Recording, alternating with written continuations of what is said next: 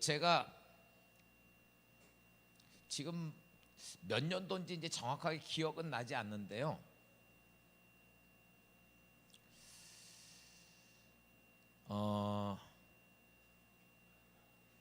한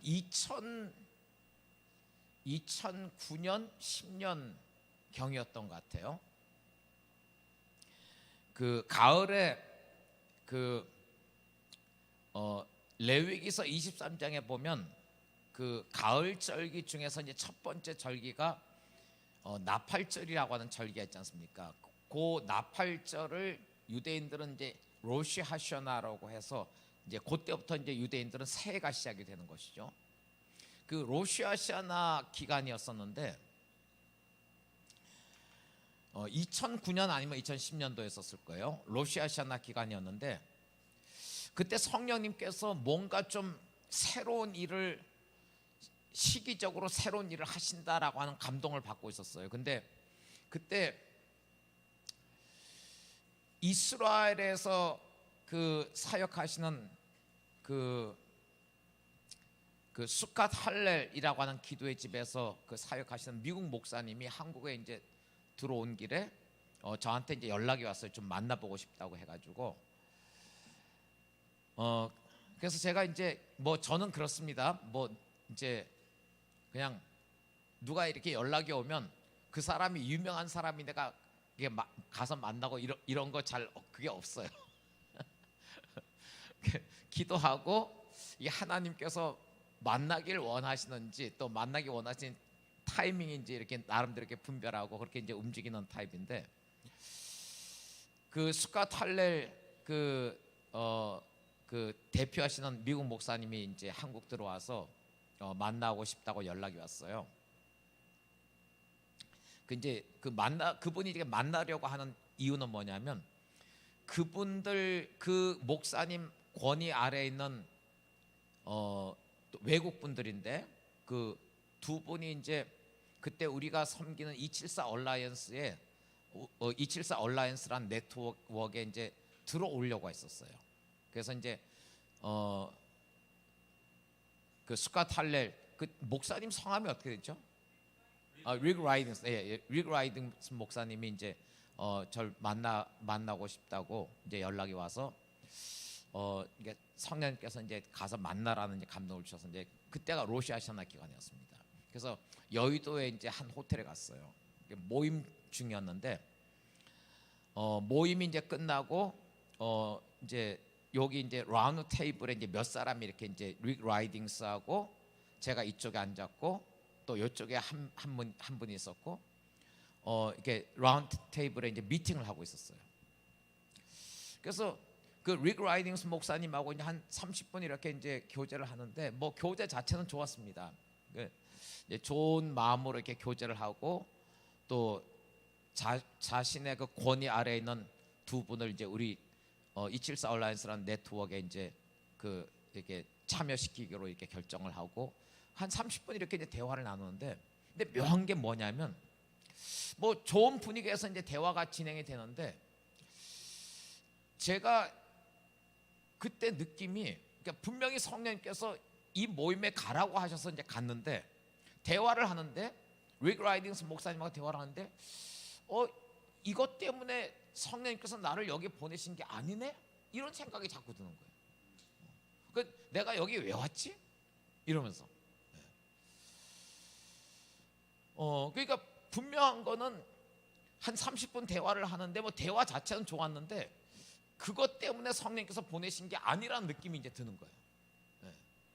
그래서 이게 왜 성령님께서 이 로시 하셔나 때 뭔가 새로운 일을 하신다는 감동을 주셔서 이제 가서 만나라고 해서 갔는데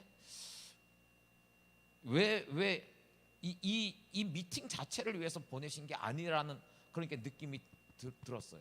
그래서 이제 하여튼 그날 이렇게 그분 만나고 이제 돌아왔는데 돌아오면서도 계속 이 릭 라이딩스 이분을 만나라고 보내신 게 아니네. 왜 성령님께서 나를 보내셨지? 자꾸 이제 이런 생각을 하면서 돌아왔습니다. 근데 이제 밤 11시쯤에 저한테 전화가 왔어요. 누가 전화가 왔냐면 그 테이블에 릭 라이딩스가 있었고 제가 있었고 그 옆에 한 사람이 있었는데 그 사람과 같이 동행한 한 교수가 이제 저한테 연락이 와서 밤 11시 30분에 전화가 왔어요. 전화 와가지고 목사님, 오늘 목사님이 릭 라이딩스하고 이렇게 대화를 하는데 그 옆에 데이빗 데미안이라고 하는 사람이 있었는데 데이빗 데미안이 두 사람에게 대화를 유심히 듣다가 그때 이제 데이빗 데미안에게 성령님께서 이 로시아시아나에 너 항구에 들어가야 된다 그런 감동을 주셔서 데이빗 데미안이 항구에 들어왔고 그 테이블에 이제 같이 있었던 거예요. 그러니까 릭 라이딩스하고 30분 대화를 하는데 대화는 그냥 잘 진행됐는데 분명히 느낌은 이분을 만나라고 하나님께서 보낸 게 아니네 이런 감동이 드는 거예요. 왜 갔지 하고 이제 돌아왔는데 그 연세대 교수가 전화해가지고 목사님 그 테이블에 그 데이빗 데미안이라고 하는 이집시언 사역자가 있었는데 이 데이빗 데미안이 목사님의 얘기를 유심히 듣고 있다가 하나님께서 네가 저 사람을 만나기 위해서 여기 항구에 가야 한다 그런 걸 확증을 받았다는 거예요. 그래서 이제 그 다음날 데이빗 데미안을 만났어요.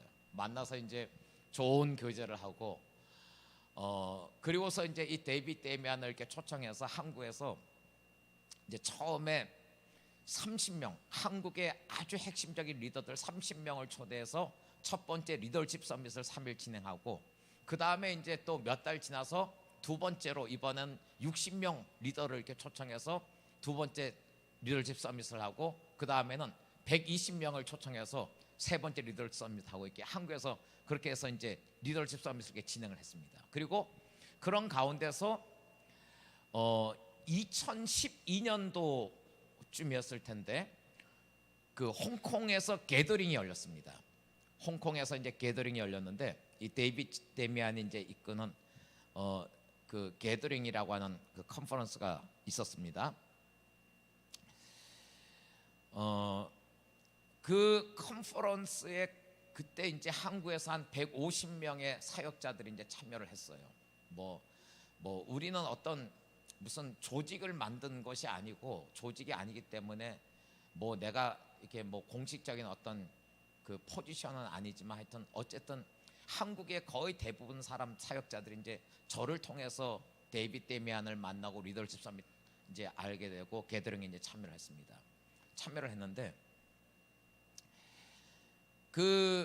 그때 그 홍콩 게더링에 한 2만 5천 명 정도 중국 본토에서 중국 가정교회 리더십들 해가지고 한 2만 5천 명 정도가 이제 홍콩으로 왔고 또 외국에서 이제 몇천 명이 참여해가지고 게더링을 이제 진행을 했습니다. 진행을 하는데 둘째 날 낮에 그 이제 게더링 중간 중간에 각 나라에서 좀 핵심적인 리더들이 한 10여 명이 모여서 이제 중간에 이렇게 한 방에서 이렇게 미팅을 하는데 제가 이제 그 미팅에 이렇게 참여를 했다가 뭐 그때 그 일을 뭐 제가 뭐 자세하게 말씀드릴 필요는 없는데 뭔가 이렇게 오해가 생겨갖고 되게 제가 힘든 상황이 돼버렸어요. 근데 이게 얼만큼 힘든 상황이 됐냐면 이제 그 3박 4일 하는 그 거의 3만 명 가까운 사람들이 모여서 하는 이제 3박 4일 동안의 게더링인데 둘째 날 낮이 됐는데 제가 이 게더링에 계속 하고 싶지가 않은 거예요. 그냥 비행기 표 있으면 당장 그냥 한국으로 돌아오고 싶은 거예요. 그 정도로 뭐 어떤 힘든 좀 상황이 돼버렸어요. 어떤 오해가 생겨가지고. 그래서 그 게더링에 뭐 이렇게 그때부터는 이제 참여하지도 않고 그냥 시간 나면 호텔 제 숙소에 그냥 돌아와서 있다가 마지못해서 부르면 이제 끌려 나가고 이제 그렇게 진행을 했습니다. 근데 셋째 날 오후 시간인데요. 이 데이빗 데미안이 이제 그 앞에 나와서 어떤 초청을 하냐면 그때 중국에 5개 가정교회 라인이 있어요. 5개 가정교회 라인이 있는데 그 5개 가정교회의 탑 리더십들이 이제 전부 참석을 했었어요. 여러분 이 중국 중국 교회는 이게 어떻게 구성이 됐냐면 5개 가정교회에 속한 멤버들 전체를 합치면 거의 1억 명 정도예요.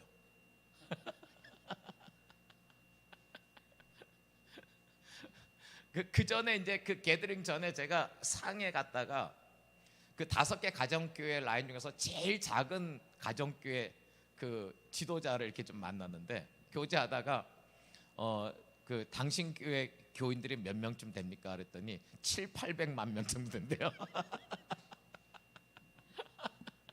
목사들이 한 몇만 명이 되고.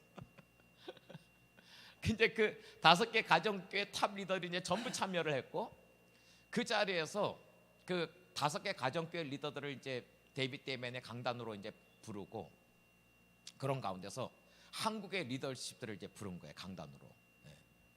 그 부른 목적이 뭐냐면, 앞으로 이 중국의 교회와 한국 교회가 함께 연합하는 것이 마지막 때 굉장히 중요한 어떤 일들을 위해서 중국 교회와 한국 교회가 이제 하나가 되는 거, 그거를 이렇게 예언적으로 풀기 위해서 중국의 5개 가정교회 탑 리더들하고 한국의 이제 리더십들 이제 부른 거예요. 제가 그렇게 이제 데이비드 데이맨이 콜링을 했는데 뭐 전혀 강단 위에 이렇게 올라가고 싶지가 않은 거예요. 너무 이제 마음이 제가 이제 좀 힘들어가지고 올라가고 싶지 않은데, 성령님께서 저한테 이제 네가 힘든 거 충분히 아는데 지금은 무조건 올라가야 된다, 그렇게 이제 말씀하신 거예요. 그래서 제가 이제 올라갔습니다. 마치 이렇게 도살장에 끌려가는 것처럼 그런 느낌으로 이제 올라갔어요. 올라갔는데 데이비드 데이맨이 이제 그 시간들을 이렇게 이제 진행을 하면서 뭐라고 하냐면, 남북한의 통일을 위해서 중국의 도움이 필요하다. 그래서 이 시간에 그런 것들을 염두에 두고 한국 교회 리더십들이 여기 수만 명의 중국 지도자들 앞에서 함께 기도를 했으면 좋겠다. 그래서 제가 그 시간에 성령님께서 이제 강하게 감동을 주셔서, 다른 한국 리더들은 강단 위에 이제 서서 이렇게 기도를 하는데 저는 이제 바닥에 무릎 꿇고 이렇게 엎드렸어요. 이렇게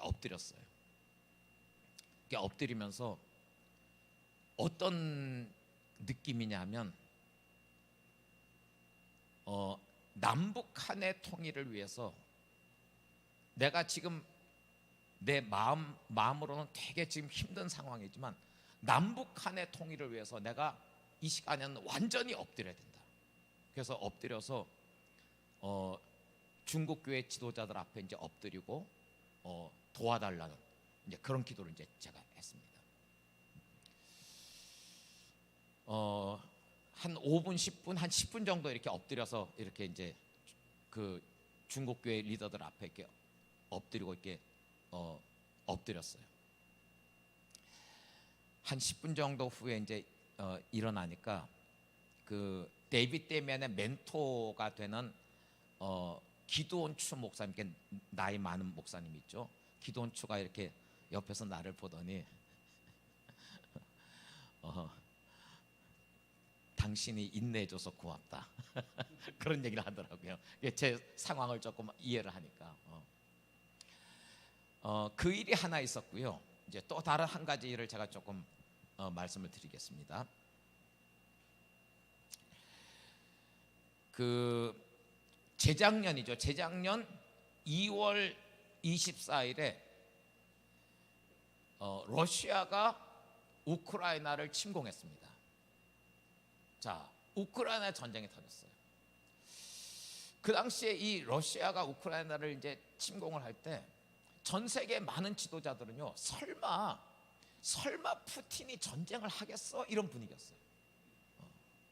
다들 지금 이게 러시아가 우크라이나를 공격하면 안 된다는 것이 전 세계적인 여론인데, 이런 상황 속에서 전 세계적인 그런 반대를 뒤엎고 푸틴이 우크라이나를 공격하겠어? 이런 분위기예요. 근데 푸틴이 2022년 2월 24일에 우크라이나를 이제 공격을 한 거예요. 전 세계가 충격을 받았고, 그러면서 이 러시아라고 하는 나라는 군사력에 있어서 지금 미국 다음 가는 군사 대국이 아닙니까? 그러니까 세계 군사 대국 2위 국가인 러시아가 우크라이나를 이제 공격을 했기 때문에 뭐 우크라이나는 이 전쟁에서 힘을 한 번도 써보지 못하고 곧 우크라이나는 완전히 러시아에 함락이 될 거다. 그게 이제 그 당시에 전 세계 여론이었습니다. 아마 이제 이 전쟁이 우크라이나가 얼마를 끌 수 있을까? 어떤 사람은 며칠 안에 우크라이나가 항복할 거다. 어떤 사람은 길게 가봐야 한 2주 안에 이 전쟁이 끝날 거다. 이렇게 이제 예측을 했었어요. 자, 그런데 러시아가 우크라이나를 이제 침공한 그 다음 날이었습니다. 그 다음 날 금요일이었는데요. 제가 금요일 저녁 집회하기 전에 이제 교회 서재에서 성령님의 임재 가운데 이제 잠깐 머물러서 기도하는 시간을 갖는데, 성령님의 임재 가운데 들어가자마자 명확한 주님의 음성이 들리는 거예요. 아주 세미한 음성이에요. 세미한 음성인데 아주 분명한 주님의 음성이 들리는 거예요. 그러니까 이제 전 세계 그 전쟁의 이렇게 전문가들은 러시아에 의해서 우크라이나는 곧 함락될 거고, 그래서 이제 사람들 안에는 대부분 이제 어떤 기도를 하고 있었냐면 이 전쟁 빨리 끝나게 해달라고, 그리고 인명 피해 최소한으로 이 전쟁 빨리 끝나게 해달라고 이제 기도하고 있는 중이었었어요. 그 전쟁 시작한 지 그 다음날 저녁인데 주님 앞에 이렇게 머무는데 세미하지만 분명한 주님의 음성이 들리는 거예요. 저도 이제 전쟁 빨리 끝나게 해달라고 인명 피해 최소한 기도해야겠다 이렇게 이제 기도를 하려고 주님 앞에 이제 머무는데, 세미하지만 선명한 주님의 음성이 들리기를 이 전쟁 빨리 끝나도록 기도하지 말아라.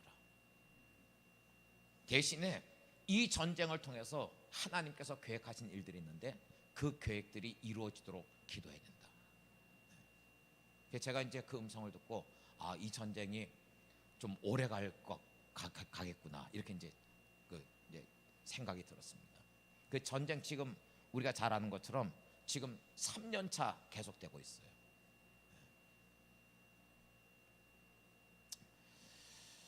자, 여러분 지금 제가 이렇게 경험했던 그 짧은 강렬하지만 짧은 두 사건을 제가 이제 말씀을 드렸는데요. 제가 지금 이제 뭘 설명을 드리려고 하는 것이냐면, 우리가 지금 여기 이제 한반도에 살고 있는 대한민국 국민들입니다. 그 DMZ 북쪽에는 북한이라고 하는 나라가 있어요.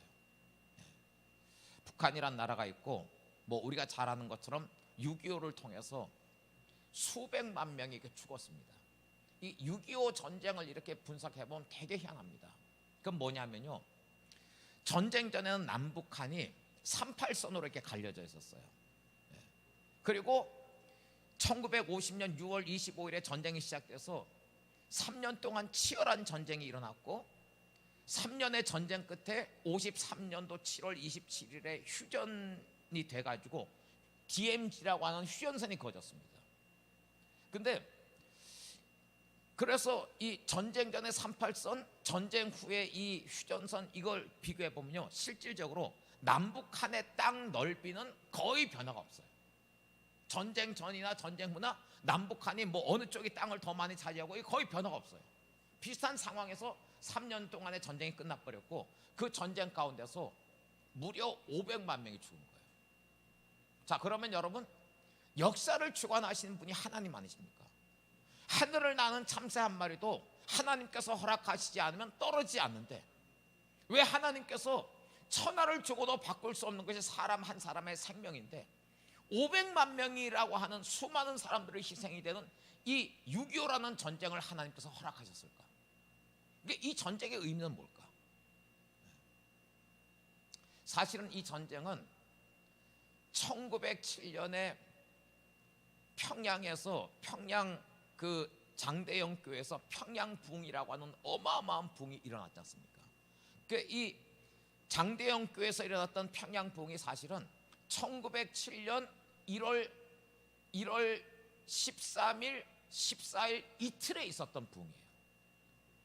1월 13일, 14일 이틀에 있었던 이 성령님의 강림하심인데 이것이 한반도 전체에 어마어마한 파급 효과를 불러일으킨 거예요. 그래서 그때부터 이제 이 한반도는 부흥 가운데 들어가게 됐고 당시에 북한 지역에 3,000개 이상의 교회들이 세워졌습니다. 남한보다 북한 쪽에서 훨씬 더 교회가 많았어요. 그런데 그 1907년 그 부흥에 관한 이 전 세계에서 나온 이 자료들, 책들을 보면요, 이제 2000년 교회 역사에서 일어났던 크고 작은 부흥들을 쭉 서술을 하고 있는데 거기에 거의 대부분 평양 부흥이 들어가 있어요. 평양 부흥이 들어가 있는데 2000년 교회 역사에서 일어났던 크고 작은 부흥들 가운데서 이 부흥사가들, 그 부흥 히스토리안들이 이 부흥에 대해서 일어났던 부흥 가운데서 역대에 일어난 부흥 중에서 가장 강력한 부흥이 어떤 부흥이냐 할 때 대부분이 1904년에 26살의 탄광 광부였던 에반 로버츠를 통해서 일어났던 웨일즈 부흥이 역사상 가장 강력한 부흥이라고 얘기합니다. 그런데 1907년 1월 13일, 14일에 있었던 이 평양 부흥을 추적해보면 장대영 교회에서 있었던 이 이틀의 성령의 폭발적인 사건은 사실은 웨일즈 부흥보다 더 강력한 부흥이었어요. 근데 이 어마어마한 큰 부흥을 경험했던 그 당대 사람들이 살아있는 동안에 1920년대부터 일본이 한국을 점령한 일본이 이제 한국 교회를 신사로 데려가고 신사 참배를 강요하기 시작했습니다. 일본의 태양신 숭배입니다. 여신 그 아마테라스 오미카미라고 하는 태양신 여신 숭배하는 것인데 한국 교회를 그 신사 참배를 이제 강요하기 시작했어요. 그리고 1930년대 들어왔고 한국의 가장 대표적인 교단인 장로교회를 중심으로 해서 한국 교회 90%가 신사 참배 앞에 무너져 버렸습니다. 그 당시에 많은 교회 지도자들이 이것은 종교 의식이 아니고 영적인 의식이 아니고 그냥 국민 의례다라고 이렇게 포장하고 했지만 사실은 이건 아주 심각한 태양신 숭배 한국 교회가 무너진 사건이에요. 돌아가신 한경직 목사님도 템플턴상 그 수상을 하시고 많은 후배 목사님들이 그 한경직 목사님이 세계적인 그 템플턴상 수상한 것을 이제 축하하기 위해서 그 모임을 마련했을 때 제가 그 모임에 함께했던 한경직 목사님 바로 옆자리에 있었던 한 장로님의 증언을 들은 적이 있어요. 앞에 순서가 쭉 진행되다가 한경직 목사님이 이제 자기가 수상 소감을 얘기해야 되는 순간이 다가오는데 이 장로님이 옆에서 보니까 한경직 목사님이 너무너무 괴로워하시더라고요. 그 이제 순서가 돼서 한경직 목사님이 앞에 나가서 이제 첫 마디를 하기 시작하셨는데 한경직 목사님이 뭐라고 고백했냐면 나는 죄인입니다.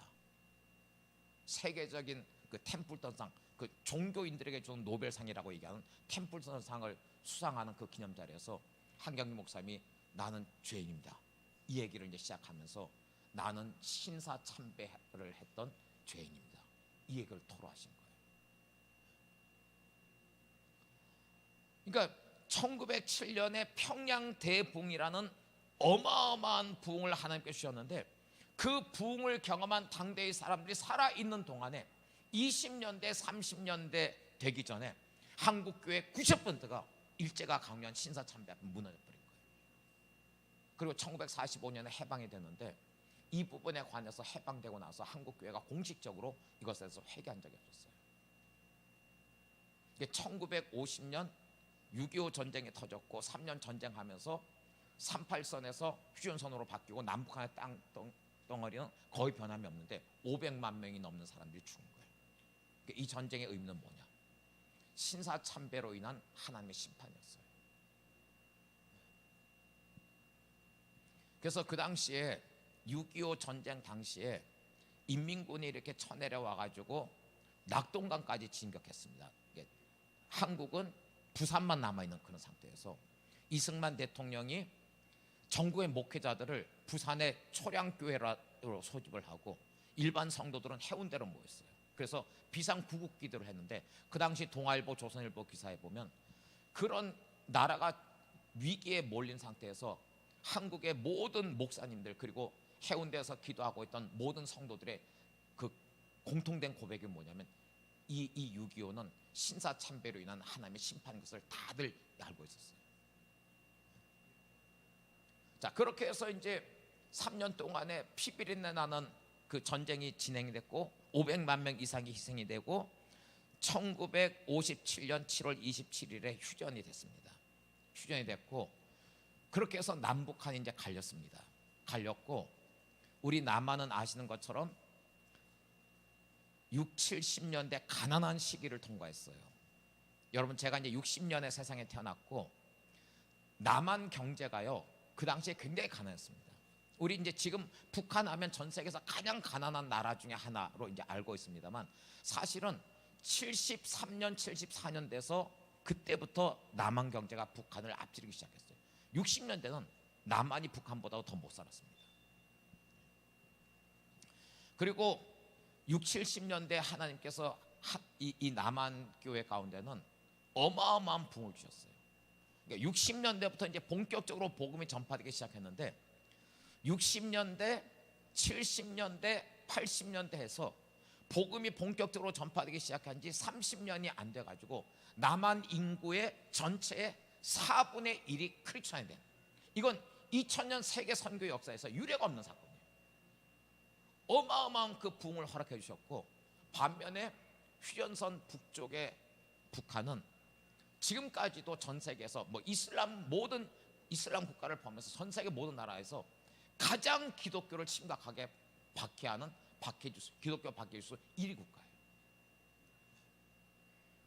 자, 여러분 20세기에 들어와 가지고 전 세계에 있던 모든 분단 국가들이 다 통일을 이뤘습니다. 하나씩 2차 대전 이후에 다 통일이 됐는데 지금 21세기 2024년이죠. 21세기 2024년이 된 이 시점에서도 전 세계에 있는 모든 나라들 가운데서 유일한 분단 국가로 남아 있는 것이 남한과 북한이에요.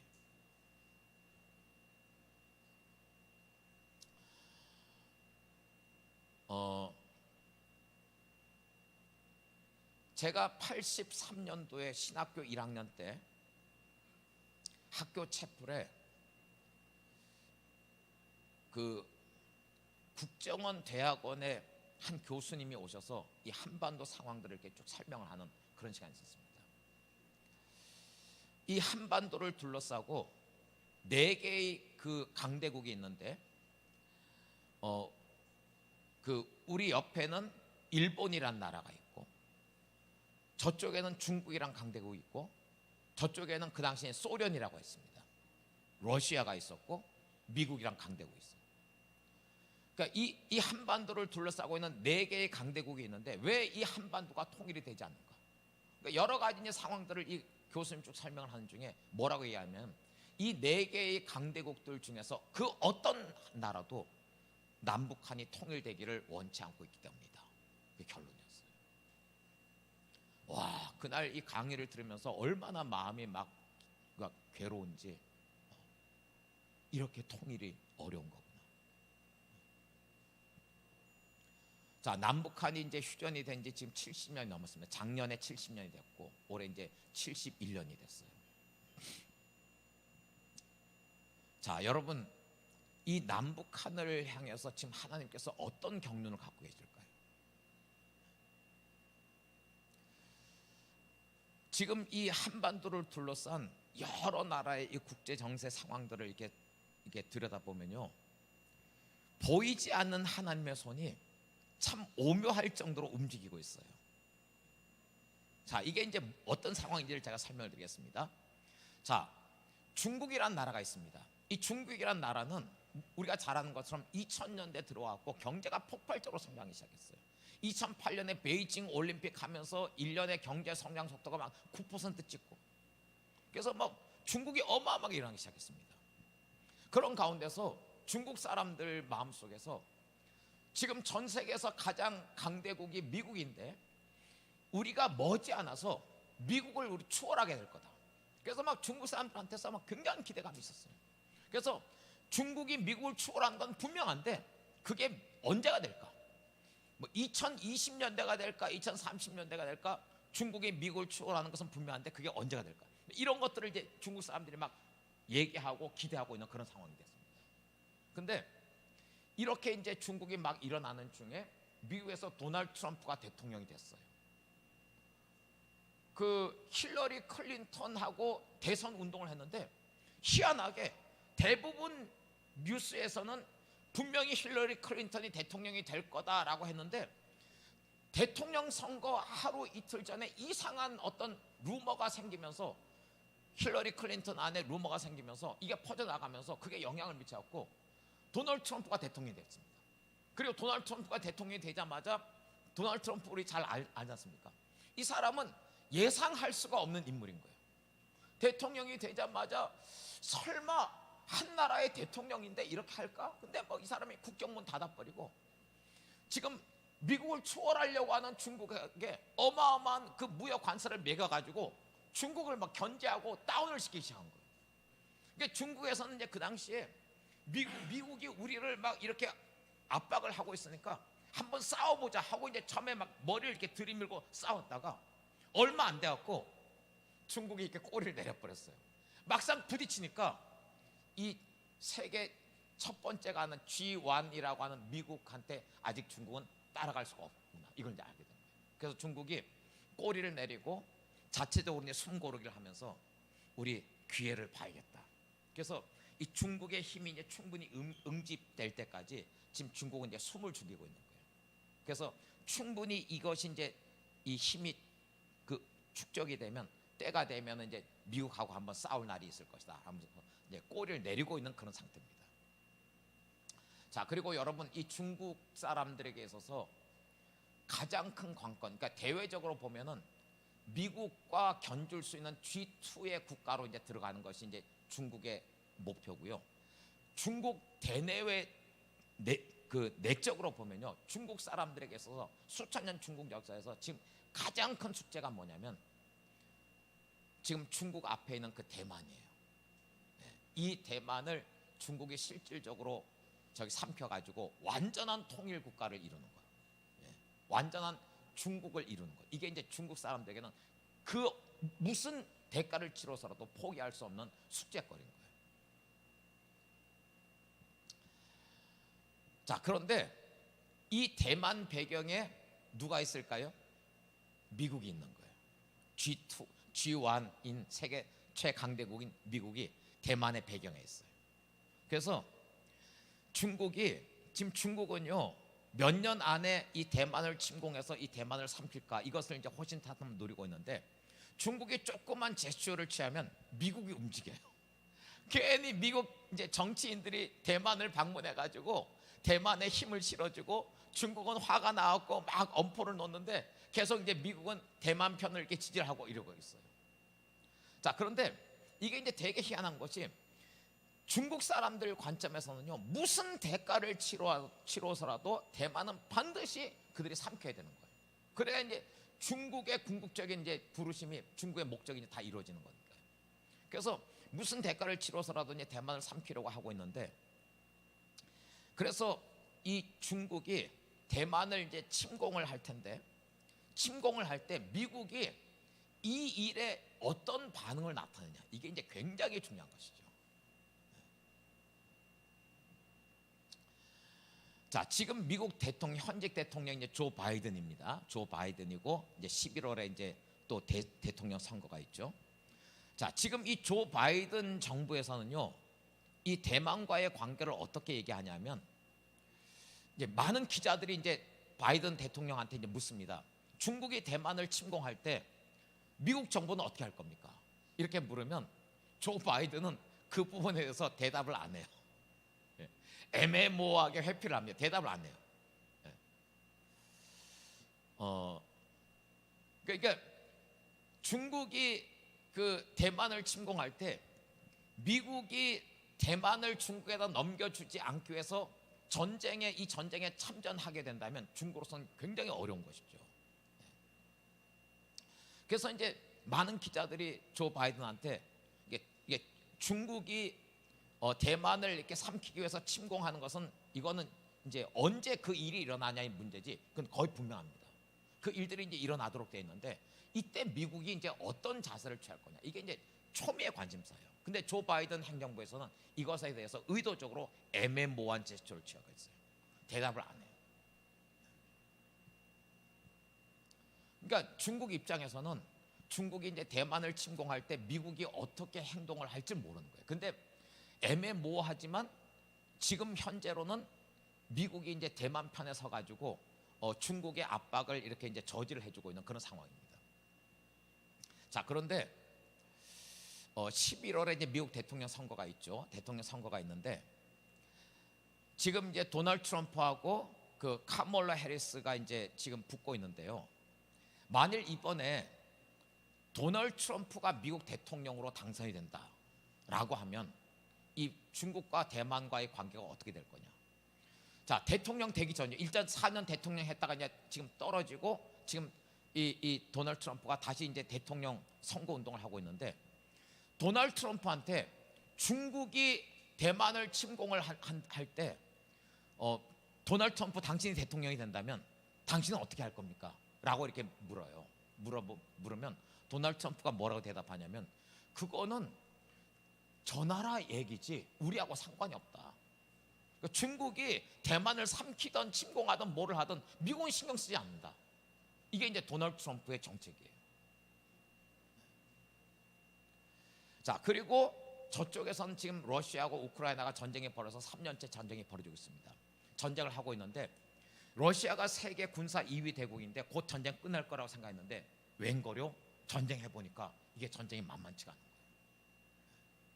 그리고 러시아 군대는 뭐 인권을 그냥 무지막지하게 짓밟아 버리고 뭐 여성들 강간하고 뭐 말로 설명할 수 없는 그런 이제 잔악한 행동을 하면서 전쟁을 하고 있고 우크라이나는 굉장히 어떤 규율을 가지고 원칙을 가지고 이제 전쟁을 하고 있는 거예요. 그러니까 러시아를 비롯한 몇 나라 제외하고 나머지 모든 전 세계가 우크라이나 편에 서 가지고 지원을 해주고 있는 거예요. 자, 이렇게 이제 우크라이나 전쟁이 계속해서 이제 이어지고 있고, 근데 이렇게 이제 전쟁을 하다 보니까 러시아가 세계 군사 2위 대국이라고 하는 그 맥락은 뭐냐면요, 제일 중요한 거는 러시아가 엄청난 핵무기들을 갖고 있잖아요. 근데 실질적으로 이제 그 우크라이나 전쟁할 때 핵무기를 쓸 수 없죠. 왜냐하면 어느 한 나라가 핵무기를 쓰는 순간부터 다른 나라가 핵무기를 옹전하고 그래서 3차 세계대전으로 들어가 버린 거예요. 그래서 핵무기를 갖고 있는 나라들이 어떤 전쟁이 일어나도 웬만해서는 핵무기를 쓰지 않습니다. 그건 불문율이에요.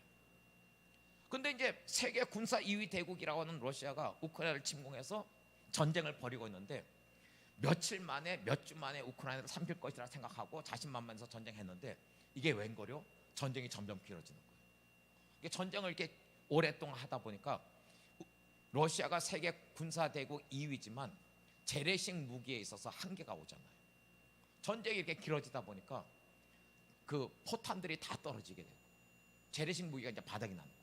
자, 이런 가운데서 러시아가 북한에 이제 그 손을 벌리게 된 거예요. 북한은 6.25 이후에 그 전쟁 준비를 계속해서 지금까지 해오면서 재래식 무기를 이렇게 비축하고 있는데 북한에 엄청나게 비축되어 있는 이 포탄들을 이제 북한이 러시아로 이제 지원을 해주기 시작했습니다. 그러니까 북한이 러시아로 이제 이 포탄들을 지원을 해주고 그 대가로 러시아는 북한에 첨단 무기들을 이제 개발해 주는 거예요. 자, 이렇게 해서 이제 북한의 무기는요, 이게 되게 웃기는 게 뭐냐면 6.25 이후에 이제 전쟁 준비를 해왔지만 북한이 보유하고 있는 무슨 뭐 전차라든지 장갑차라든지 비행기 이런 것이 거의 다 6.25 아니면 2차 세계대전 때 사용하던 그 수준이에요. 그래서 이게 실제로 전쟁이 일어나면 핵무기 제외한 나머지 전쟁에서는요, 북한은 이 남한의 상대가 되질 않아요. 그러니까 여러분들 그 뉴스 보시잖아요. 북한에서 그 러시아로 제공한 미사일들을 러시아가 쏘고 있는데 이 미사일이 초점을 향해서 나가지 않고 엉뚱한 데 가서 터져버리고 쏜 러시아 사람들이 죽어버리고 막 이런 일들이 일어나는 거예요. 근데 어쨌든 이 북한에서는 이 재래식 무기가 이제 굉장히 많이 있으니까 이걸 이제 러시아로 지원하게 됐고 러시아에서는 자신들이 갖고 있는 최첨단 무기 이 공법들을 북한에 제공하기 시작합니다. 자, 러시아가 이미 핵무기 갖고 있죠.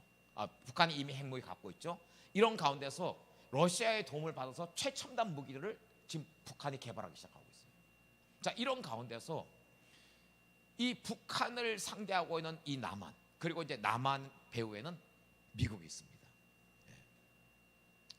자, 이런 관계 속에서요, 지금 이 윤석열 정부에서 이 북한의 이 군사적인 위협이 이제 점점 더 고조되기 시작하니까 윤석열 정부에서 조금씩 지금 나오고 있는 얘기가 있어요. 그건 뭐냐면 일반 재래식 무기에서는 북한은 뭐 남한에 뭐 비교도 안 되는 이제 떨어져 있는 상태인데, 딱 한 가지 우리가 이제 두려운 건 뭐냐면 북한은 핵무기를 갖고 있고 남한은 핵무기가 없는 거예요. 대신 미국에서 핵 우산을 이제 제공해왔고, 여차 어떤 남북 간의 전쟁이 일어나면 즉각적으로 미국에서 핵무기를 이제 지원해주겠다, 이렇게 이제 하고 있는 거예요. 자, 그런데 북한의 위협이 점점 더 이렇게 증대되고 있고 정교화되고 있고, 이런 가운데서 지금 남한에서 조금씩 나오고 있는 얘기가 뭐냐면, 미국이 핵 우산을 제공해서 여차하면 그 핵무기를 지원한다 하더라도 실제로 전쟁이 일어나면 이거 시간이 늦으면 상당한 치명상을 입을 수 있으니까 남한 자체로 핵무장을 해야 되지 않느냐, 이런 얘기가 조금씩 나오고 있습니다. 자, 11월에 미국 대선이 있는데요, 민주당 후보인 카멀라 해리슨이 이제 대통령이 되면, 카멀라 해리슨은 미국과 남한과의 관계를 굉장히 이제 계속해서 구체적으로 이제 구축해 들어가려고 이제 하고 있는 편이고, 반면에 공화당 후보인 도널드 트럼프가 대통령이 되면요, 도널드 트럼프는 이제 그 사람의 관점은 뭐냐면 모든 것이 미국 중심인 거예요. 그래서 한국이 지금 세계에서 6위, 7위권의 그 선진국이고 경제 대국이 됐는데, 거기에 지금 수만 명의 지금 미군이 주둔하고 있는데, 이 미군 주둔 비용부터 해가지고 이거 전부 남한이 부담해야 되는 거 아니냐, 잘 사는 나라인데 우리가 뭘 도와줄 게 있느냐, 이게 도널드 트럼프의 이제 그 정책인 거예요. 그래서 도널드 트럼프는 자기가 대통령이 되면 한반도를 보호하기 위해서 주둔해 있는 이 미군을 축소시키려고 이게 빼려고 하는 거예요. 그래서 이제 경제적인 그 논리 때문에 미군들을 이제 빼고, 미군들이 이렇게 철수를 해나가면요, 남한은 어떻게 됩니까? 남한은 이제 그렇게 되면 자체적으로 핵무장을 할 수밖에 없어요. 나머지 군사 전력은 뭐 남한이 북한에 뭐 완전히 비교도 할 수 없을 정도로 압도인데, 이제 문제는 뭐냐면 북한은 핵무기가 있고 남한은 핵무기가 없는 거예요. 그래서 이제 남한이 그렇게 되면 자체 핵무장을 할 수밖에 없게 되고. 자, 그런데 남한이 자체 핵무장을 할 때 이 남한이 자체 핵무기를 가지는 것에 대해서 제일 경계하고 있는 나라가 있어요. 그게 어떤 나라일까요? 그게 중국이에요. 왜냐하면 중국 입장에서요, 남한이 이제 자체 그 핵 개발해가지고 핵무기를 갖기 시작하냐, 그러면 남한이 핵무기를 가지면 반드시 우리 옆에 있는 일본도 핵무장을 할 수밖에 없어요. 남한이 핵무기를 가지고 있는데 일본이 가만히 있을 수가 없죠. 그러니까 일본도 핵무장을 할 수밖에 없고. 자, 일본이 핵무장을 하게 되면 어떻게 될까요? 대만도 핵무장을 할 수밖에 없는 거예요.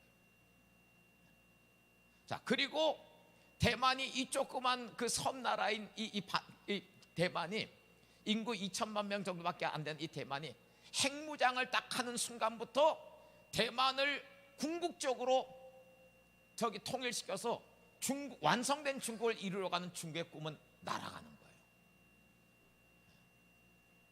그러니까 이런 연쇄적인 그 역학관계 속에서 중국은 남한이 핵무장하는 것을 반대할 수밖에 없습니다. 왜냐하면 남한이 핵무장하는 순간 일본이 핵무장하게 되고, 일본이 핵무장하는 순간 대만도 핵무장하게 되고, 대만이 핵무장하는 순간 이 대만을 삼키려고 하는 중국의 꿈은 완전히 사라지는 거예요. 자, 이런 관계 속에서요, 지금 이 한반도를 중심으로 해서 이제 국제 정세가 이렇게 이제 움직이고 있는 가운데서 정기적으로 시진핑하고 조 바이든하고 이제 다음에 또 대통령이 누가 되든지 간에 미국하고 중국 그 정상들 간에 계속해서 1년에 한두 번씩 정상회담이 이제 진행이 될 거예요.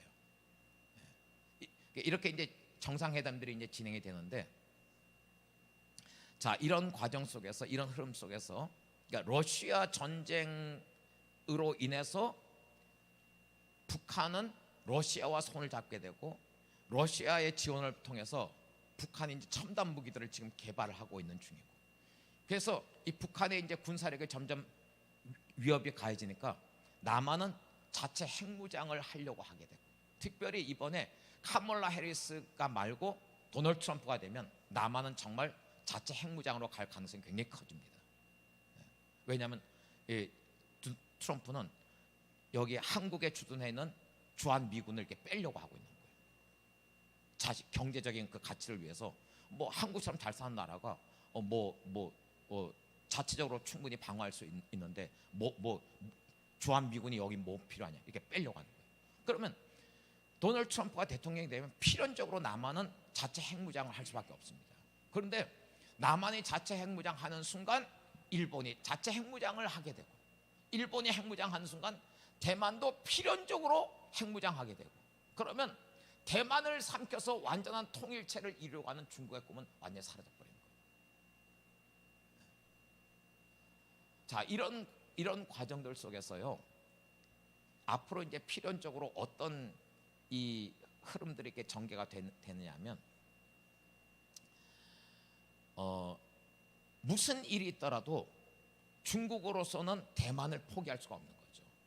그거는 모든 중국 사람들의 수천 년의 꿈이에요. 대만까지 흡수해 갖고 완전한 그 중국을 이루는 것이 이제 중국 사람들은 절대로 포기할 수 없는 꿈입니다. 그 대만을 이렇게 삼켜야 되는데, 만일 남한이 자체 핵무장을 시도를 하는 순간 일본이 핵무장을 하게 되고 대만까지 핵무장을 하게 되면 중국 사람들의 수천 년의 꿈은 이제 날아가 버린 거예요. 자, 이런 가운데서 이제 필연적으로 중국과 미국의 정상들이 이제 연례적으로 이제 정상회담을 할 겁니다. 하면서 필연적으로 이제 어떤 얘기들이 오고 갈 수밖에 없냐면요, 이런 거예요. 뭐냐면 대만을 중국에서 삼키기 위해서는요, 미국과의 관계 속에서 협상을 하면서 필연적으로 이제 내놓을 수밖에 없는 카드가 있습니다. 그 카드가 뭐냐면, 자, 여러분들 보세요. 이게 되게 희한한 게, 러시아 전쟁이 터졌습니다. 터졌고 원래요, 이 중국 북한이란 나라는 되게 이게 지금 가난하고 이게 지금 국가 같지도 않은 국가잖아요.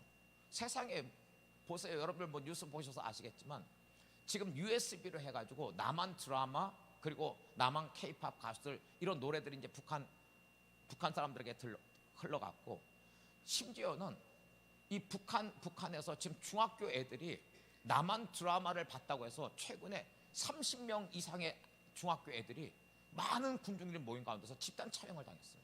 죽어버렸어요. 이게 나라입니까? 근데 이 나라가 지금까지 버티고 있는 거예요. 무너져도 벌써 무너졌어야 될 나라인데 이 나라가 지금까지 버티고 있는 거예요. 왜냐하면 이 북한 배후에는 중국이 완전한 그 혈맹 국가로 이 중국이 북한을 이렇게 지지해주고 있는 거예요. 이게 사실 여러분들 뭐 아시는 분들은 아시겠습니다만, 중국에서 북한 쪽으로 송유관이 2개가 놓여 있어요. 송유관이 2개가 놓여 있고, 북한이 여차해서 도발해갖고 남한을 무슨 국지전을 하든지 도발을 하려고 이렇게 움직임을 보면 중국에서 북한 쪽으로 향하는 송유관을 하루만 딱 막아버리면 북한은 올스탑 돼버려요. 그리고 모든 경제적인 것들 그 식품 같은 거 이게 전부 거의 이제 중국을 통해서 수입이 되는 겁니다. 그러니까 북한이 지금까지는 무너지지 않고 버티는 배경은 중국과의 관계인데, 이게 되게 희한하죠. 우크라이나 전쟁이 벌어졌어요. 러시아와 우크라이나 사이에 지금 3년째 전쟁이 계속 이어지고 있고, 세계 군사 2위 대국인 러시아가 포탄이 다 떨어져 버리니까 북한에 손을 내밀었고, 북한에서 이제 포탄을 지금 몇백만 발을 제공해주고 있는 거예요. 이런 가운데서 갑자기 북한이 중국과의 관계가 멀어지면서 이 북한이 러시아와 하나가 돼버렸어요. 그리고 이 관계를 지금 중국은 되게 싫어하는 거예요. 원래 북한이 우리 밑에 있었는데 얘네가 갑자기 러시아하고 한편이 돼버린 거예요. 그러니까 중국은 지금 선을 긋고 있는 거예요. 그러니까 최근에 김정은이 북한에 있는 막 그 사람들을 김정은이 저 중국에 있는 그 외교관들을 지금 불러들이고 있고, 지금 북한과 중국과의 관계는 지금 최악의 상태로 이렇게 치닫고 있는 거예요. 자, 이런 가운데서 중국으로서는 대만을 대만을 반드시 삼켜야 돼요. 근데 북한이 러시아와 가까이 되고 러시아의 도움을 받아서 최첨단 무기들을 개발하기 시작하면서 이들의 군사적인 위협이 올라가게 되면서 남한은 이걸 방어하기 위해서 자체 핵무장을 지금 하려고 일어나고 있고. 근데 자, 다시 한번 얘기를 하지만 남한이 자체 핵무장하는 순간 일본도 자체 핵무장할 수밖에 없고, 일본이 자체 핵무장하는 순간 대만이 자체 핵무장하게 되고, 대만이 자체 핵무장하는 순간 중국의 꿈은 날아가 버리는 거예요. 자, 이런 가운데서 필연적으로 미국과 중국의 정상들이 이제 회담을 하면서 어떤 얘기가, 어떤 딜이 이루어질 수밖에 없냐면, 중국이 미국에다 이제 이런 제안을 하는 거예요. 우리가 북한을 그 대만을 침공해서 삼킬 텐데 미국이 이 일에 좀 관여하지 말아줬으면 좋겠다. 그러니까 도널드 트럼프는 싸우려면 삼키려면 삼켜라, 우리 신경 안 쓴다. 이게 공식적인 정책이고, 이제 조 바이든 그 카멀라 해리스 정부에서는 답을 하지 않고 있어요. 중국이 대만 침공할 때 어떻게 할지 얘기를 안 해요. 그러니까 도널드 트럼프는 아예 우리 관여 안 한다라고 이제 공식적으로 선언하고 있고. 자, 중국이 미국 향해서 우리 대만 침공할 테니까 이 일에 미국은 신경 쓰지 말았으면 좋겠다. 근데 이거를 중국이 이제 미국에 제시할 때 미국이 이걸 그냥 호락호락 중국이 원하는 걸 그대로 받아들일까요? 그러니까 미국 입장에서는 여기에 이제 그 대응하는 카드가 뭐냐면, 오케이, 중국이 그러면 대만을 삼키는 대신에 북한을 남한에 넘겨갖고 남한 중심의 평화 통일 국가를 이루도록 해라. 이거를 요구할 수밖에 없어요. 왜냐하면 이거를 미국 측의 이 딜을 중국이 안 받아들이면 지금 상황이 어떻게 진행되고 있어요? 점점 더 북한의 이 군사 그 위협이 올라가고 있는 상황이라 남한은 자체 핵무장 쪽으로 갈 수밖에 없는 거예요. 그리고 다시 한번 말씀드리지만, 남한의 핵무장하는 순간 일본의 핵무장하게 되고, 일본의 핵무장하는 순간 대만은 자동적으로 핵무장. 이러면 중국 꿈은 나가고. 이런 가운데서 필연적으로 미국과 중국 정상 간에 중국이 대만을 삼키는 대신에 북한은 남한에게 넘겨줘서 통일국가를 이루게 하라. 이렇게 해서 이것이 진행이 될 수밖에 없어요. 여러분, 이 시간이 머지 않았다고 저는 믿습니다. 그리고 최근에 보세요. 지금 북한이 붕괴되고 있는 것들이 지금 눈에 보이잖아요. 그러니까 북한 체제가 지금 무너져 가고 있어요. 이건 뭐 버틸 수 있는 이 나라가 이제 뭐 몇 년 안에 붕괴되느냐, 이게 이제 문제지, 북한은 틀림없이 붕괴될 수밖에 없어요. 그리고 그 전까지는 북한이 러시아하고 관계가 멀고 중국하고 딱 붙어 있었는데, 우크라이나 전쟁 터져갖고 그 전쟁의 결과로 북한에서 포탄을 몇백만 발 그 러시아에 제공하고, 러시아가 북한의 최첨단 무기 개발하는 걸 도와주고, 이러다 보니까 러시아하고 북한이 하나가 돼버리고 중국하고는 거리가 돼요. 그러니까 중국이 지금 북한을 이렇게 눈밖에 보고 있는 거예요. 그러니까 그런 가운데서 중국 입장에서는 그럼 이 골칫덩어리를 그냥 남한에게 이렇게 넘겨서 평화 통일 국가를 이루게 하는 거, 그렇게 어렵지 않은 거죠. 여러분, 이 역사의 주관자가 하나님 아니십니까? 그러니까 우리가 이 한반도를 둘러싼 국제 정상의 상황들을 그냥 어떤 한 가지 측면만 보면 이게 지금 어떻게 돌아가는가 잘 모르는데, 여러 가지 변수들을 이렇게 종합적으로 살펴보면요, 이 하늘에서 하나님의 통치의 보좌에 앉아 계신 하나님께서, 역사의 주관자이신 하나님께서 이 한반도를 둘러싼 이 국제 정세 상황들을 기가 막히게 지금 변주하셔서 움직이고 계신 거예요. 그러니까 지금 이 남북한의 통일이라고 하는 하나님의 궁극적인 목적을 향해서 사실은 지금 러시아 전쟁까지도 하나님께 사용하고 계신 거예요.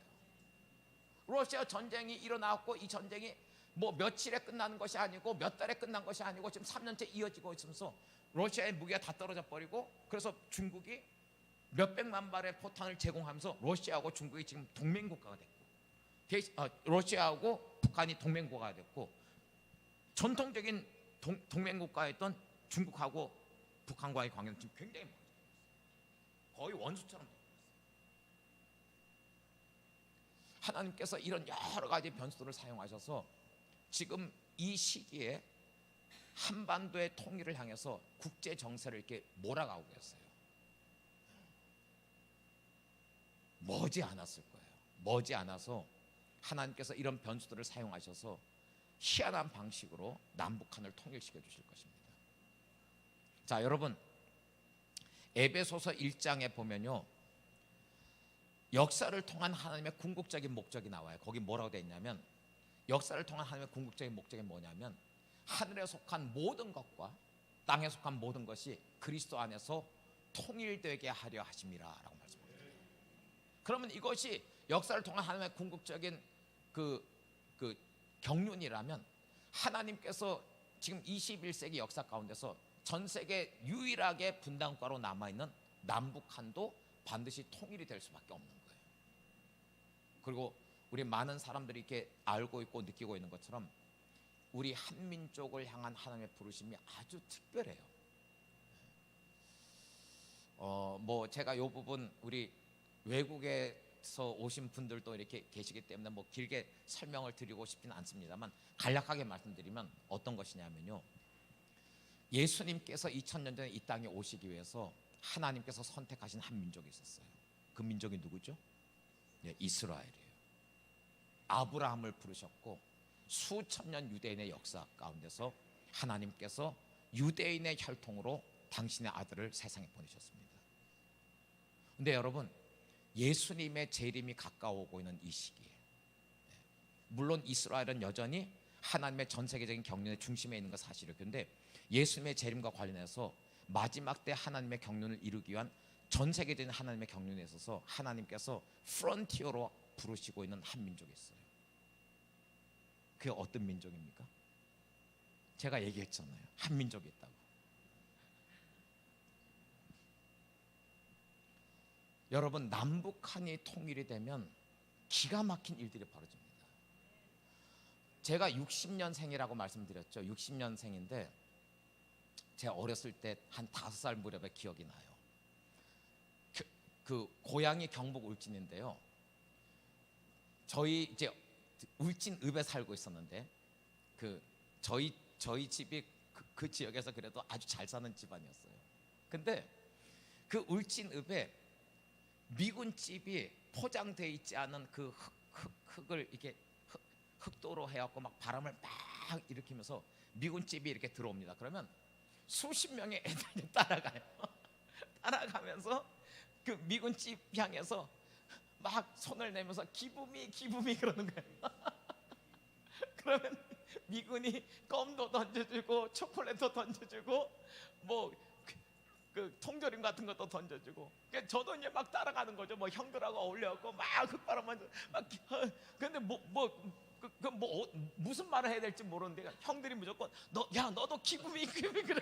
그게 무슨 말인지도 모르고 기부미 그러는 거예요. 미군이 뭐 이렇게 많이 딴 사람들한테 던져줬는데 나는 이렇게 뭘 오는 게 없더라고요. 근데 한참을 또 따라가다 보니까 요만한 어떤 통조림 캔을 딱 던졌는데 집에 와서 그걸 따서 먹는데, 와, 세상에 이런 맛이 있을까? 기가 막힌 거예요. 근데 60년대 이 대한민국은 그렇게 가난했던 나라예요. 저는요, 제 생애에서 이 대한민국이라는 나라가 이렇게 변화될 줄 몰랐어요. 정말 예상을 못했어요. 제가 20살에 그 군복무 하고 있을 당시인데, 저는 이제 방위병이었었는데요, 국방부 서울 후암동에 있는 국방부 조달본부에서 근무를 했는데, 한국 군인들이 한 20-30명이 이렇게 이제 구보를 하잖아요. 구보를 하는 중에 미군이 딱 한 명이 나타나면 한국 군인 20-30명이 그냥 기가 팍 죽어버려요. 키도 그렇고 덩치도 그렇고 뭐 하여튼 비교가 안 되는 거예요. 누가 뭐 말하지 않아도 뭐 한국 군인 몇십 명 있어도 미국 군인 한 명만 안 하면 기가 팍 죽는 거예요. 근데 요즘은 어떻습니까? 요즘 보면 저 감탄이 나와요. 제가 몇 달 전에 어느 교회 청년부에서 집회해달라고 해서 이제 갔는데, 기도원에서 이제 그 한 7, 80명 청년들이 이렇게 바닥에 이렇게 앉아서 이제 앉아 있다가 앞에 예배팀 이제 우리 일어서서 예배합시다 하니까 이제 애들이 딱 일어서, 제가 제일 뒤에 이제 앉아 있다가 7, 80명 청년들이 제 앞에서 딱 일어선 거고 깜짝 놀랐어요. 와, 이렇게 커 애들이? 네. 여러분, 지금 한국 남자들의 평균 신장이 미국 사람들 평균 신장과 똑같아요. 아시아권에서는 제일 커요. 그거 아시죠? 우리 목사님 우리 옛날에 한국 그 축구 경기가 월드컵 예선에 나갔을 때 뭐 이렇게 뭐 몇 게임 이기다가 이제 예선 최종 경기에 나갔을 때 늘 중계할 때 보면 이 아나운서 중계 그 단골 멘트가 있어요. 신장의 열쇠 때문에 졌다고. 헤딩을 못 하는 거예요. 이게 키가 작아가지고. 네. 근데 지금 한국이 아시아권에서 제일 큰 키가 돼버렸어요. 네. 요즘은 한국 군인들 보면요, 와, 멋있어요. 네. 미군들이 나타나도 전혀 주눅들지 않아요. 2002년에 제가 이제 일본을 처음 갔습니다. 그 한일 월드컵 때 이제 무비자 몇 달 그 기간이 있어서 일본에 컨퍼런스가 있어서 이제 일본 처음 들어갔는데, 오사카로 들어갔는데, 그때만 하더라도 일본 공항에 입국을 하면서 일본에 입국하는 그 주소를 정확하게 적지를 않으면 그 입국장에서 그냥 그 일본 직원이 그냥 돌려보냈어요. 그 정도로 한국이 이제 일본에 뭐 이렇게 애매한 그런 상태였어요. 그러다가 이제 제가 2005년에 일본에 들어가는데, 나고야에 집회가 있어 이제 일본으로 들어갔는데, 공항에서부터 뭔가 분위기가 묘한 거예요. 한국에 대한 일본 사람들의 자세가 이제 뭔가 바뀌기 시작하는 거예요. 그게 뭐지 하고 이제 가서 보니까, 그때 이제 그 뭐죠? 배용준의 무슨 드라마죠 그게? 겨울연가. 네. 윤사마. 이게 일본에서 막 대히트를 치기 시작. 저녁에 우리 팀하고 이제 그 일본 그 단꼬라고 무슨 꼬치 요리가 있어요. 그거 이제 사 먹기 위해서 이제 갔는데, 이제 주문하고서 이제 기다리는데 그 일본 여자 사장님이 우리가 이제 한국말로 이렇게 얘기를 하고 있으니까, 연사마의 나라에서 왔구나. 서비스로 이렇게 몇 개를 던진 거예요. 일본 사람들 이 분위기에서 이게 굉장히 이례적인 거예요. 그 당시에 이제 한류가 시작되면서 많은 이 그 대중문화 평론가들은요, 이건 일시적인 현상이다, 곧 끝날 거다. 근데 그 당시에 하나님께서 제 마음속에서 이게 끝이 아니고, 이게 시작이 아니고, 이 끝이 아니고 앞으로 한류는 꺾이지 않고 계속 일어날 것이다, 그 마음을 주셨어요. 지금 여러분들 한국이 어떻게 됐습니까? 저는 운전해서 이렇게 우리나라 여러 군데 이렇게 다닐 때마다 막 가슴이 뭉클뭉클해요. 60년대를 이렇게 회상하면, 와, 어떻게 하나님께서 이 수십 년 만에 이 한 나라 전체를 이렇게 변화시킬 수가 있을까? 20세기, 21세기 들어와서 전 세계에서 유례가 없는 나라가 돼버렸어요. 개발도상국에서 유일하게 선진국이 된 유일한 나라예요. 근데 이것이 우리 한국을 향하신 부르심의 완성점이 아니에요. 우리 한국을 향하신 부르심의 완성점은 어디로부터 시작되냐면 통일 코리아부터 시작되는 거예요. 통일 코리아가 이루어지고 지금 전 세계 196개국에 우리 코리안 디아스포라들이 흩어져 있는데, 그들이 함께하고 남북한이 함께하고, 이래서 열방을 깨워서 말라기서 4장 5절 6절, 아비들의 마음이 자녀들에게 돌이키고 자녀들의 마음이 그들의 아비에게로 돌이킵니다. 이 아비 세대와 자녀 세대가 연합해서 함께 일어나는 이 마지막 때 이 일들에 하나님께서 선두주자로 코리안들을 부르셨어요. 이렇게 되면서 마지막 때의 대부흥의 시간들 속으로 들어가게 될 거예요. 그러니까 하나님의 관점에서 이 통일 코리아가 굉장히 중요한 것입니다. 세계적인 경제학자들이 남북한이 통일이 되기 시작하면 북한의 경제가, 지금 북한은 전 세계에서 가장 못 사는 나라 중에 하나인데, 통일이 되기 시작한 순간부터 북한의 경제가, 여러분 우리 남한은요 70년대부터 이제 경제가 폭발적으로 성장하기 시작합니다. 폭발적으로 성장하기 시작했고, 남한의 경제가 어떻게 됐었냐면, 우리 어렸을 때는요 뭐 올해 1인당 국민소득이 8%가 늘었다, 9%가 늘었다. 우린 어렸을 때는 맨날 그 얘기 듣고 살았어요. 8%? 9%? 뭐 그 정도 성장하는 거 당연하지. 근데 이게 전 세계에서 경제 성장률이 1위였고, 이것이 하나님의 축복 속에서 30년 지속된 거예요. 근데 여러분, 남북한이 통일이 되면 세계적인 경제학자들이 예측하는 것은 뭐냐면, 북한의 경제 성장률이 두 자릿수대로 뛰어버린다는 거예요. 7%, 8%, 9%가 아니고 10%, 11%, 20% 이런 대로 두 자릿수대로 뛰기 시작한다는 거예요. 우리 남한의 지금 인구 그 감소 문제, 이거 통일되면 다 사라집니다.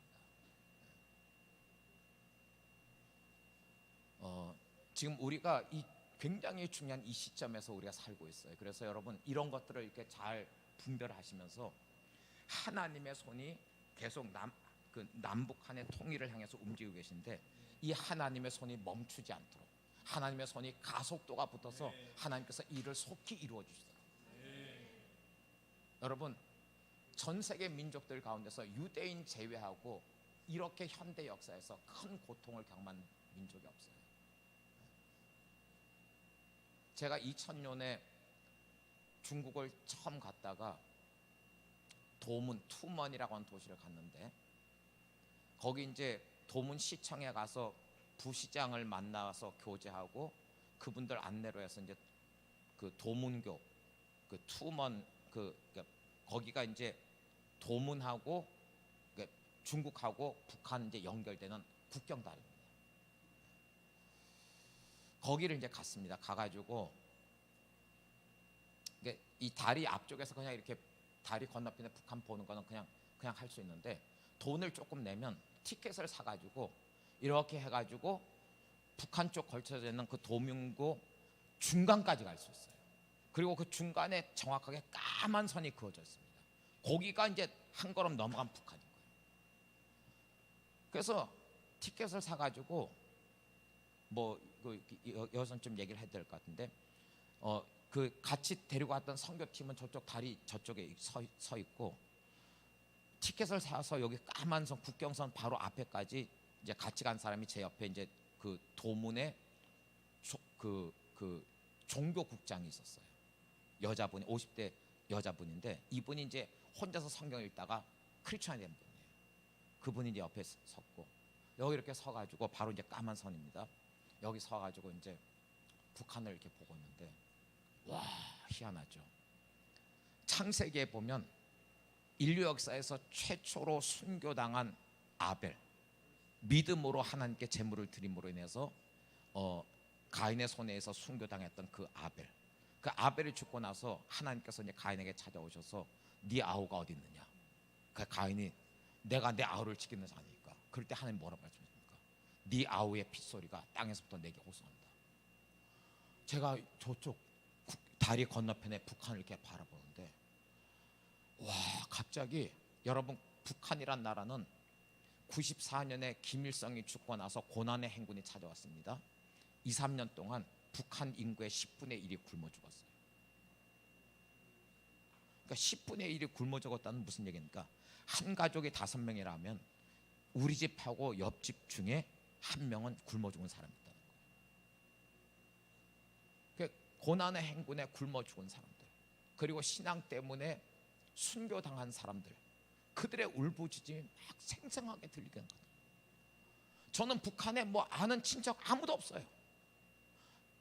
제가 그런 경험을 할 거라고 예상도 못했는데, 티켓 사가지고 여기 다리 한중간에 국경선 바로 앞에 서서 북한을 이렇게 잠깐 보고 있는데, 전혀 예상하지 못했던, 갑자기 막 제 속에서 와 하고 통곡이 터져나왔어요. 통곡이 터져 나왔고 제가 주체를 할 수가 없었고 그 자리에 이렇게 그냥 이렇게 주저앉았고 두 손으로 얼굴을 가지고 막 통곡을 하기 시작했어요. 그러니까 한참을 울고 있는데 옆에 있는 그 도문시 총교국장이 저를 이렇게 쿡쿡 찌르면서 목사님 고정하세요. 저기 사람들 다 보고 있어요. 그래서 이제 겨우겨우 이제 추스리고 이제 돌아왔습니다. 그 도문교가 알고 보니까 고난의 행군에 북한 탈북해왔고 살기 위해서 먹을 것을 구하기 위해서 중국으로 왔던 그 탈북자들이 북한에서 파견된 보위부 군인들에 의해서 체포되었고 그 갈고리로 그냥 코를 깨가지고 그냥 끌고 가던 거기가 그 도문교였어요. 여러분들 우리에게 우리 남한 사람에게는 북한이란 땅, 북한이란 나라를 잊어버릴 수가 없는 것이죠. 여러분 수십 년 동안 북한을 위해서 기도했던 이 하나님을 향해서 울부짖었던 이 기도를 하나님 절대로 외면하지 않습니다. 곧 하나님의 손이 우리에게 통일 코리아를 허락해 주실 거예요. 그러면 남북한이 통일 코리아가 돼서 일어날 때 전 세계 열방이 충격을 받을 겁니다. 여러분들 우리의 기도를 여기에 초점을 맞추고 이제 곧 임박한 하나님의 손이 급속히 움직이시도록 우리 함께 충고하십시다. 우리 함께 자리에서 일어나십시다.